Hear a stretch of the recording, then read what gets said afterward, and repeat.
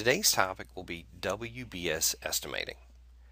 WBS estimates, or work breakdown structure estimating, is an exciting addition to the Enterprise Edition of B2W Estimate. This style of estimating will allow the estimator to create the bid much like the works performed. This differs from line item estimating, where the estimator creates the cost structure for each line item as it's presented by the customer. WBS estimates can be created from stored resources-based cost structures within the item WBS databases area within B2W Estimate. And that's where we'll start today. Here we'll go into the Work on Item WBS databases area. Here you'll see in this area we have the addition of WBS databases.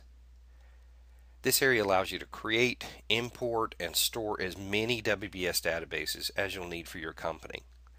I'll be using my CSI master list to demonstrate the layout in this area.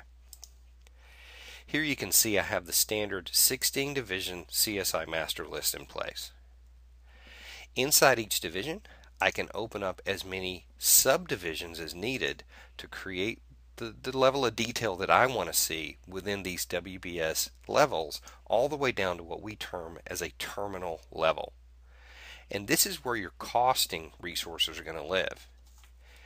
To add to those costing resources, we simply use the Add Components dialog, which is a link back over to the resources area, giving you access to equipment, labor, crews, and such to easily add to these stored WBS structures.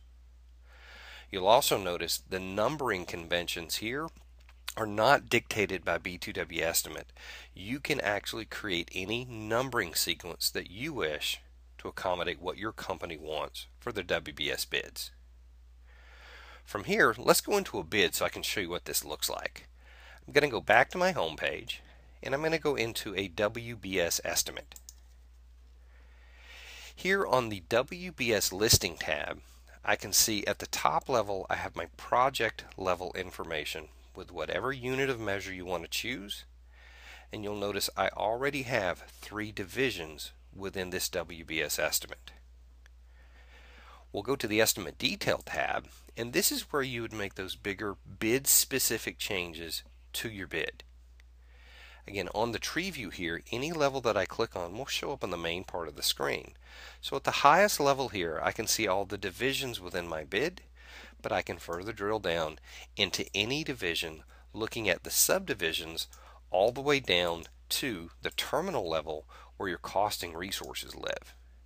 And this is where you would make any of those costing changes, such as crew structure, production rates, and crew days. To add additional WBS levels to this bid, you use the icon here to add the levels, and this gives you a window back over to your WBS databases area.